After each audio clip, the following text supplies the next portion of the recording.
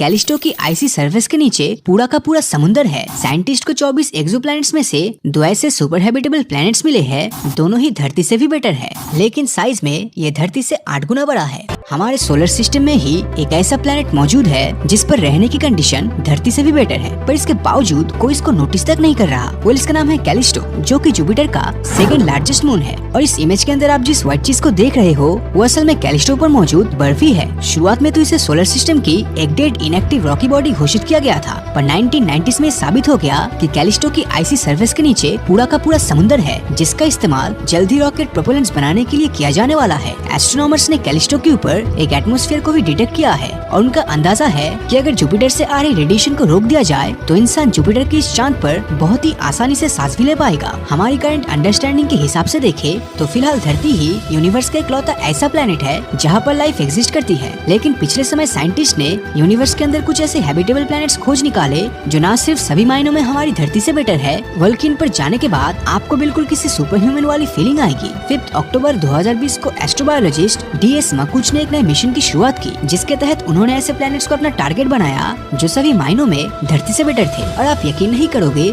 कि उन्हें ऐसे प्लैनेट्स भी मिले जो 1 या 2 नहीं बल्कि पूरे के पूरे 24 थे। इन सुपर हैबिटेबल प्लैनेट्स को खोजने के लिए मकुच और उनकी टीम ने एक अलग ऑब्जर्वेशन करने का डिसाइड किया, जिसके लिए उन्होंने क्राइटेरिया की एक लिस्ट बनाई और जो भी प्लैनेट क्राइटेरिया की उस लिस्ट को फॉलो कर रहा था तब इसका सीधा सा मतलब था कि वो सुपर हैबिटेबल प्लैनेट है। जब भी कोई प्रॉपर प्लैनेटरी सिस्टम मिलता है तब उसमें सबसे पहला काम होता है वो प्लैनेट और उसके होस्ट स्टार के बीच के डिस्टेंस को मेजर करना, क्योंकि इससे ही हमें पता चल जाता है कि वो प्लैनेट अपने हैबिटेबल जोन में है या नहीं, और अगर है तो उस पर कितना वाटर परसेंटेज होगा। हैबिटेबल प्लैनेट्स खोजने के अगले क्राइटेरिया की बात करें तो वो है size and mass of planets, क्योंकि किसी भी प्लैनेट का मास और साइज लाइफ को इवॉल्व होने में इन्फ्लुएंस कर सकता है। अब जितना प्लैनेट का साइज होगा उतनी ही ज्यादा जगह मौजूद होगा इंसानों के रहने के लिए, और प्लैनेट्स का मास जितना ज्यादा होगा उतनी ही ज्यादा उस पर ग्रेविटी भी होगी, और इसी ज्यादा ग्रेविटी की वजह से वो प्लैनेट हवा को जमीन के करीब रखेगा, जिससे उसका एटमॉस्फेयर काफी ज्यादा मोटा और स्टेबल रहेगा। साइज और मास वाले क्राइटेरिया के बाद अब बात करते हैं हमारे नेक्स्ट क्राइटेरिया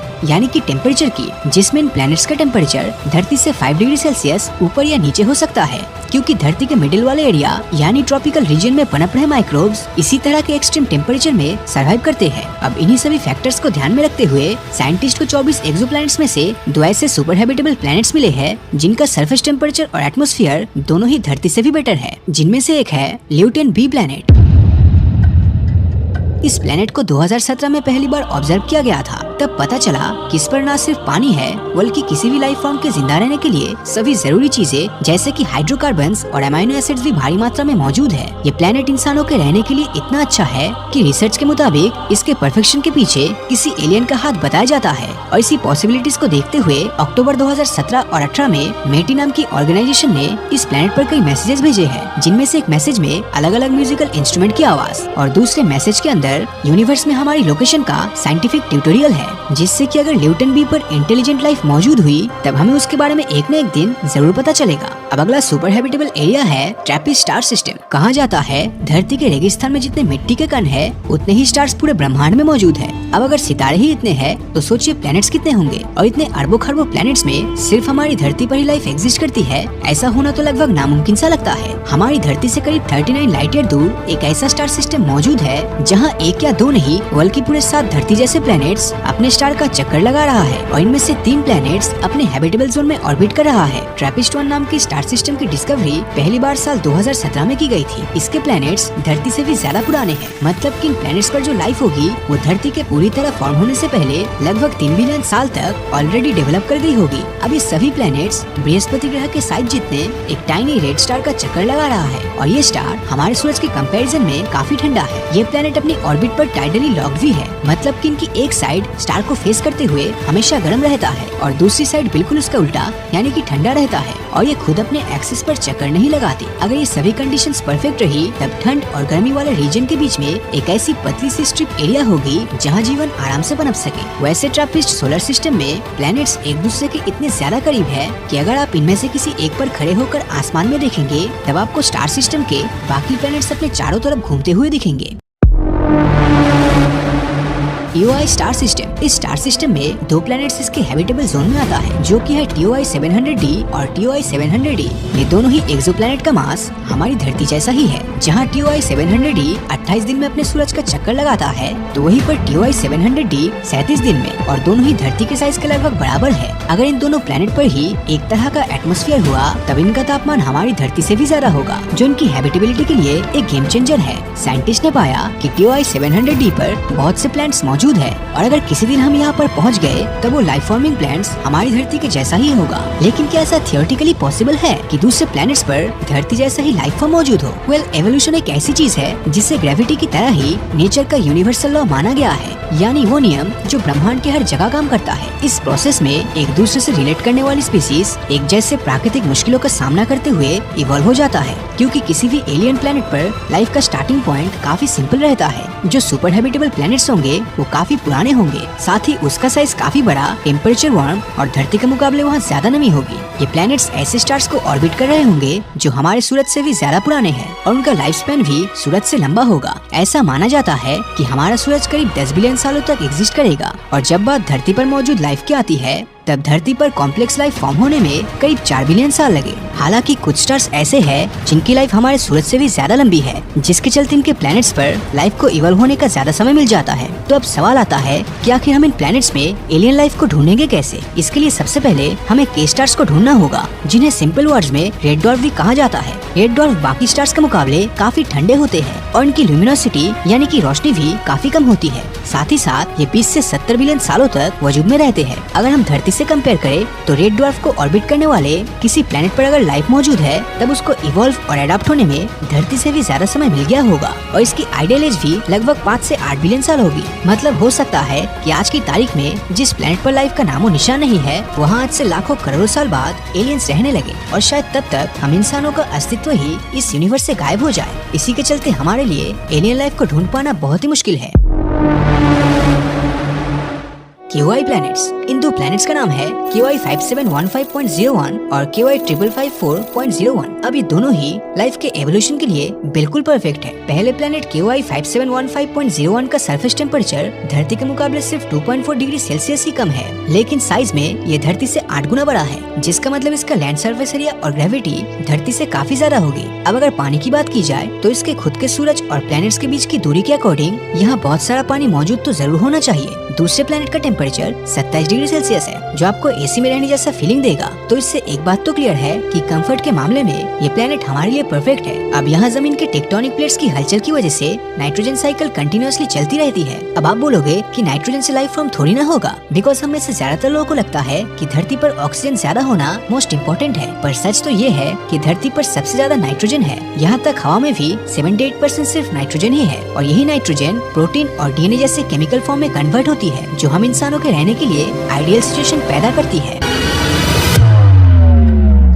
टी गार्डन भी, इसको सुपर अर्थ भी कहा जाता है। ये अब तक खोजा गया मोस्ट अर्थ लाइक प्लैनेट्स है, और अगर इसका एटमॉस्फेयर बहुत हद तक धरती जैसा हुआ, तब इसका सरफेस टेम्परेचर भी करीब 28 डिग्री सेल्सियस जितना ही होगा। मतलब कि हम इंसानों के रहने के लायक है। और इस प्लैनेट का सूरज भी हमसे सिर्फ 12.4 लाइट ईयर दूर है। धरती से 1800 लाइट ईयर दूर सिग्नस कॉन्स्टेलेशन में स्थित एक ऐसा ही एक्सोप्लैनेट है केपलर 452b। ये एक्सोप्लैनेट 385 दिनों में अपने स्टार को एक बार रिवॉल्व करता है, और इसका एवरेज टेम्परेचर करीब 1.6 डिग्री सेल्सियस है। साइंटिस्ट का मानना है कि इसकी सरफेस पर लिक्विड वाटर एग्जिस्ट करता है, और शायद यहाँ पर हम जैसे जिंदा जीव रह रहे होंगे, पर इसकी ग्रेविटी शायद हमारे इस सपने को तोड़ दे। केपलर 452b धरती से 60% ज्यादा मैसिव है, जिसके कारण इसकी ग्रेविटी काफी ज्यादा है। अब इतनी हाई ग्रेविटी में जीवों का जमीन पर रह पाना तो बिल्कुल भी पॉसिबल नहीं लगता, लेकिन इसके एटमॉस्फेयर की हाई डेंसिटी को देखते हुए पॉसिबिलिटीज है कि यहाँ हवा में उड़ने वाले जीवों की भरमार हो। आर्टिफिशियल इंटेलिजेंस के द्वारा प्रोड्यूस की गई सिमुलेशन की माने तो वहाँ हवा में उड़ने वाली विशाल स्टिंग्रेज हो सकती है, और बैलून की साइज के बीटल्स भी हो सकते हैं। अगर हम इंसान इस एक्सोप्लैनेट पर जाते हैं, तो शायद वहाँ पर हम सस्टेन न कर पाए, क्योंकि इसकी एक्स्ट्रा ग्रेविटी के कारण हमारी हार्ट बीट डबल स्पीड से चलेगी। हार्ट पर ज्यादा स्ट्रेस पड़ने के कारण ब्लड प्रेशर भी ऑलमोस्ट डबल हो जाएगा, और स्ट्रोक के आने का खतरा और भी ज्यादा बढ़ जाएगा। अब बात करते हैं अगली 667 सीसी की। ये धरती से 24 लाइट ईयर दूर स्कॉर्पियस कॉन्स्टेलेशन में स्थित है, और ट्रिपल स्टार सिस्टम वाले रेड ड्वार्फ के अराउंड रिवॉल्व करता है। हमारे ग्रह से 1.5 टाइम्स बड़ा ये एक्सोप्लैनेट अपने स्टार के साथ टाइडली लॉक्ड है, जिस वजह से इसकी एक साइड हमेशा स्टार की ओर रहती है और दूसरी साइड पर पर रोशनी का नामो निशान नहीं पहुँचता, जिसका नतीजा ये होता है कि एक और रेगिस्तान से भी ज्यादा गर्मी होती है और दूसरी ओर साल भर एंटार्क्टिका की तरह बर्फ जमने वाली सर्दी होती है। ये दोनों साइड जिस लाइन पर मिलती है उसे ट्वाइलाइट जोन कहा जाता है और यहाँ का टेम्परेचर रहने लायक हो सकता है। एरिसीबो की यूनिवर्सिटी ऑफ पोर्तो रिको के रिसर्च का कहना है कि यहाँ का टेम्परेचर 27 डिग्री सेल्सियस तक हो सकता है और यहाँ पर लिक्विड वाटर की प्रेजेंस भी पॉसिबल है। एआई सिमुलेशन यहाँ पर पेंटापॉड्स की प्रेजेंस का अंदाजा लगाता है। ये 5 पैरों वाले स्पाइडर जैसे जीव डॉग के साइज के होंगे और गर्म इलाकों में रॉक्स के नीचे छिपे बीटल्स का शिकार करते होंगे। पर सवाल है कि क्या हम इंसान ग्लिस 667 सीसी के ट्वाइलाइट जोन में रह सकते हैं? इसका जवाब हाँ भी है और नहीं भी। अगर बात कुछ दिनों की है तो हम आराम से यहाँ पर रह पाएंगे, लेकिन ये एक्सोप्लैनेट अपनी यूनिक ऑर्बिट के कारण टाइडली हीटिंग शो करता है। होता कुछ यूँ है कि इसकी ग्रेविटेशनल एनर्जी थर्मल एनर्जी में कन्वर्ट हो जाती है। इससे प्लेनेट का इंटीरियर हीट होता है और वोल्केनोस और गीजर्स एक्टिव हो जाते हैं। इस कारण से सरफेस का टेम्परेचर अचानक से बहुत हाई चला जाता है और शायद हम इंसान इतने टेम्परेचर में सर्वाइव न कर पाए। अब मैं आपको ले जाने वाला हूँ धरती से 36.7 लाइट ईयर दूर बूटस कॉन्स्टेलेशन के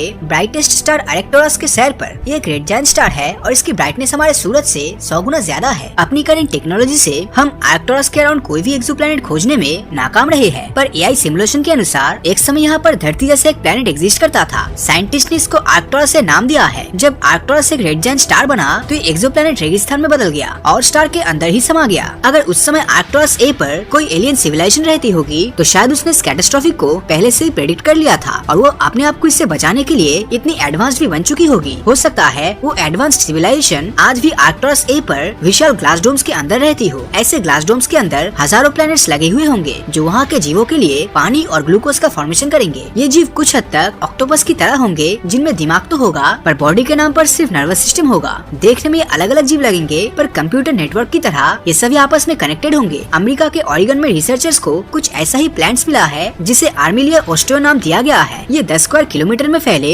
हजारों मशरूम के ग्रुप की तरह नजर आता है पर असल में एक विशाल ऑर्गेनिज्म है। अगर आर्क्टुरस ए जैसा कोई एक्सोप्लैनेट सच में होगा तो वो धरती से काफी पहले बन गया होगा और इस हिसाब से उस पर इंटेलिजेंट लाइफ फॉर्म को इवॉल्व होने का काफी समय मिल गया होगा। मतलब काफी चांसेस है कि हमें वहाँ एलियन देखने को मिल जाए, पर हम इंसानों के लिए वहाँ कोई जगह नहीं होगी क्योंकि हम ऐसी कंडीशन में सर्वाइव नहीं कर पाएंगे। हम इंसान जब भी धरती से बाहर हैबिटेबल एक्सोप्लैनेट की खोज करते हैं तो हम ऐसा एक्सोप्लैनेट खोज रहे होते हैं जिसकी लिविंग कंडीशन कुछ हद तक हमारे प्लेनेट की तरह हो। पर क्या बिलीव करोगे कि एक ऐसा भी प्लेनेट है जो धरती से भी ज्यादा हैबिटेबल हो सकता है? मैं बात कर रहा हूँ धरती के सबसे करीब वाला स्टार सिस्टम अल्फा सेंटोरी में घूमते एक एक्सोप्लैनेट अल्फा सेंटोरी सी की। ऐसा कहा जाता है कि यहाँ पर धरती से भी ज्यादा ऑक्सीजन है और क्योंकि एक ट्रिपल स्टार सिस्टम है तो यहाँ एक नहीं बल्कि 3 स्टार से लाइट आती है। हो सकता है कि इस प्लेनेट पर चारों ओर पेड़ पौधे लगे हो और खाने की कोई कमी ना हो। एक्सेस ऑक्सीजन के कारण यहाँ के जीवों की साइज हमेशा काफी बड़ी होगी। हो सकता है कि आज भी यहाँ कोई जीव रहता हो और धरती के जीवों की तरह वो भी सर्वाइव की रेस में भाग रहे हो। पर सवाल तो ये है कि क्या हम इंसान इस प्लेनेट को अपना फ्यूचर होम बना सकते हैं? एआई सिमुलेशंस और साइंटिफिक स्टडी में पाया गया है कि लाइफ की पॉसिबिलिटीज के लिए ये प्लेनेट धरती से भी बेहतर होना चाहिए। यहाँ का टेम्परेचर इंसानों के लिए ऑप्टिमम होगा और यहाँ पर लिक्विड वाटर की प्रेजेंस भी होगी। पर ट्रिपल स्टार सिस्टम में होने के कारण यहाँ के सीजन चेंजेस बहुत ही एक्सट्रीम लेवल का मौसम ला सकता है। जैसे यहाँ गर्मियों के मौसम में तापमान 60 डिग्री सेल्सियस को टच कर सकता है और सर्दियों के मौसम में ये -90 डिग्री तक पहुँच जाता है। इतना एक्सट्रीम टेम्परेचर हमें धरती पर 1000 सालों में एक बार ही देखने को मिलता है। चाहे सहारा के गर्म रेगिस्तान हो या अंटार्कटिका का बर्फीला मैदान, हम इंसानों ने हर जगह अपनी प्रेजेंस बनाई है और हम स्पेशल इक्विपमेंट्स की मदद से अल्फा सेंटोरी सी पर भी जरूर सर्वाइव कर लेंगे। साल 2005 में साइंटिस्ट के पास सैटर्न के मून टाइटन से एक ऐसा सिग्नल आता है जो इस बात की ओर इशारा करता है कि हमारे सोलर सिस्टम में हम इंसानों के अलावा भी कोई और एलियन लाइफ मौजूद है। इस सिग्नल में कुछ ऐसा था जिससे साइंटिस्ट को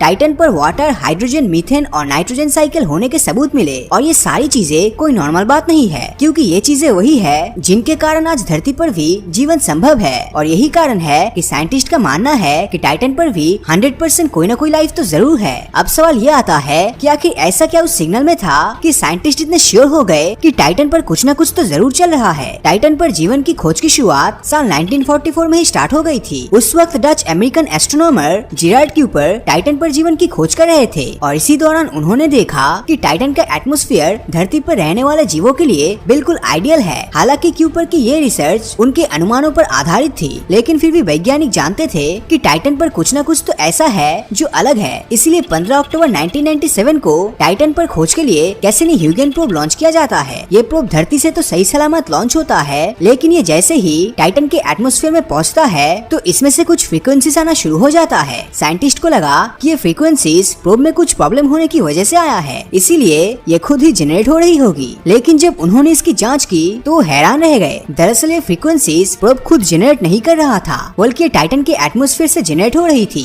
साइंटिस्ट के मुताबिक इसके पीछे दो कारण हो सकते थे, या तो टाइटन का एटमॉस्फेयर ये फ्रीक्वेंसी जनरेट कर रहा था, या फिर वहाँ पर मौजूद किसी दूसरे एलियन लाइफ के कारण ये सब हो रहा था। अब जब प्रोब ज्यादा टेस्टिंग के लिए टाइटन की जमीन पर उतरता है और वहाँ पर मिट्टी के कुछ सैंपल्स लेता है, तो वहाँ उसे कुछ अजीब दिखाई देता है। जब उसने टाइटन की मिट्टी की केमिकल टेस्टिंग की तो पता चला कि टाइटन के एटमॉस्फेयर में हाइड्रोजन फॉर्मेशन तो होता है और ये पूरे एटमॉस्फेयर में इक्वली डिस्ट्रीब्यूट भी हो रहा है, लेकिन जहाँ ये हाइड्रोजन अपने हल्के वेट के कारण एटमॉस्फेयर में रहना चाहिए वहीं पर ये गायब हो रहा है। अब ये हैरानी की बात इसलिए है क्योंकि हमारी धरती पर कई ऐसे स्पीसीज है जो धरती के एटमॉस्फेयर से हाइड्रोजन खींचकर जिंदा रहती है, और अगर हम इसे टाइटन पर देखें तो टाइटन पर भी यही हो रहा है। इसीलिए साइंटिस्टों का अनुमान है कि टाइटन पर भी ऐसी स्पीसीज मौजूद है। इसके अलावा टाइटन के एटमॉस्फेयर में एसिटिलीन और नाइट्रोजन का अमाउंट बहुत ही कम है। धरती पर कई ऐसे ग्राउंड वाटर माइक्रो ऑर्गेनिज्म है जो एसिटिलीन पर जिंदा रहती है, इसलिए पॉसिबिलिटीज है कि टाइटन पर भी ऐसे ही माइक्रो ऑर्गेनिजम्स है। लेकिन इन माइक्रो ऑर्गेनिजम्स के बारे में सबसे खास बात ये है कि ये पानी में नहीं बल्कि इथेन और मीथेन में रहता है। साइंटिस्ट के मुताबिक यही माइक्रो ऑर्गेनिजम्स टाइटन के एटमॉस्फेयर में नाइट्रोजन की मात्रा बढ़ा रहे हैं, और यही नाइट्रोजन साइकिल हमें धरती पर भी दिखाई देती है। टाइटन पर होने वाले वोल्केनिक इरप्शन भी इससे जुड़ी लाइफ के बारे में काफी कुछ बताता है। जब साइंटिस्ट ने इसकी मिट्टी के सैंपल्स की जांच की तो उन्हें पता चला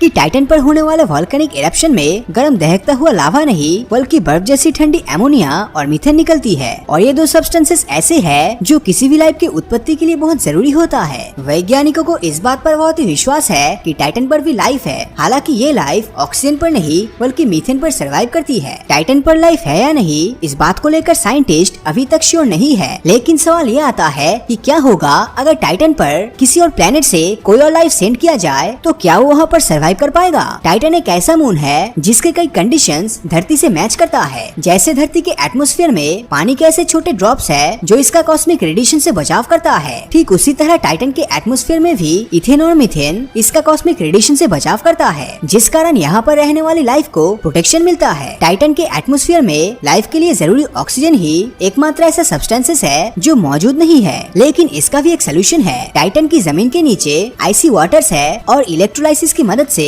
हम आइसी वाटर से ऑक्सीजन जनरेट कर सकते हैं, जिसका मतलब है कि हमें ऑक्सीजन के लिए परेशान होने की जरूरत नहीं है। टाइटन का कंपैरिजन अगर हमारे पड़ोसी मंगल से करे तो मंगल पर ना तो पानी है और ना ही एटमॉस्फेयर है, जिसका मतलब है कि भविष्य में ह्यूमन कॉलोनाइजेशन के लिए टाइटन मार्स से अच्छा ऑप्शन हो सकता है। लेकिन टाइटन भी हमारे लिए पूरी तरह से परफेक्ट नहीं है, इसमें भी कुछ प्रॉब्लम्स है। जैसे धरती के मुकाबले टाइटन सूरज से बहुत ही दूर है, जिस कारण यहाँ पर धरती की सिर्फ 1% सनलाइट ही पहुँचती है, और इसमें से 90% सनलाइट तो इसका मोटा एटमॉस्फेयर ही एब्जॉर्ब कर लेता है, जिस कारण सरफेस तक हीट नहीं पहुँच पाती है और सरफेस का टेम्परेचर -179 डिग्री सेल्सियस तक चला जाता है, और धरती पर तो हम -30 डिग्री के नीचे के टेम्परेचर पर भी सरवाइव नहीं कर पाते हैं। तो टाइटन पर तो सोचना ही बेकार है। हालांकि अगर हम हमारी धरती को देखें तो 3.7 बिलियन साल पहले धरती भी टाइटन जैसा ही थी, लेकिन इसी दिन हुए एक इलेक्ट्रिक स्पार्क ने सब कुछ बदल कर रख दिया। धरती पर मौजूद फास्फोरस और हाइड्रोकार्बन्स को ब्रेक करके इन्हें आरएनए में कन्वर्ट किया, और आरएनए कंबाइंड होकर डीएनए में कन्वर्ट हुआ, जिससे एक यूनिसेलुलर ऑर्गेनिज्म की उत्पत्ति हुई, और फिर यही यूनिसेलुलर कंबाइंड होकर मल्टीसेलुलर बने, और फिर आगे चल के यही से इंसानों की उत्पत्ति हुई। अब अगर देखा जाए तो टाइटन की हालत भी धरती के शुरुआती कंडीशन जैसा ही है, इसलिए इस बात की पॉसिबिलिटीज काफी ज्यादा है कि फ्यूचर में टाइटन पर भी कुछ ऐसा होगा जो यहाँ पर लाइफ के एग्जिस्ट करने में मदद करेगा। हालांकि टाइटन में कुछ ऐसे चेंजेस हो रहा है जिनके कारण देखने पर ऐसा लगता है कि टाइटन फ्यूचर में खत्म हो सकता है, और इसे इतना टाइम नहीं मिलेगा यहाँ पर लाइफ एग्जिस्ट कर सके। फ्यूचर में क्या होगा ये तो किसी को नहीं पता, लेकिन आपको क्या लगता है, क्या टाइटन पर कोई लाइफ है, और क्या इंसान कभी टाइटन पर रह पाएगा या नहीं? अपनी राय नीचे कमेंट करके जरूर बताएं। और अगर ये वीडियो आपको अच्छा लगा हो तो इस वीडियो को लाइक और अपने दोस्तों के साथ शेयर करना मत भूलना। और अगर अभी तक आपने हमारे चैनल को सब्सक्राइब नहीं किया है तो सब्सक्राइब करके नोटिफिकेशन बेल को ऑन कर दीजिए, क्योंकि मैं ऐसी वीडियोस हर हफ्ते लाता रहता हूँ। तो मिलता हूँ आपसे अगले वीडियो में, और हमेशा की तरह थैंक्स फॉर वॉचिंग।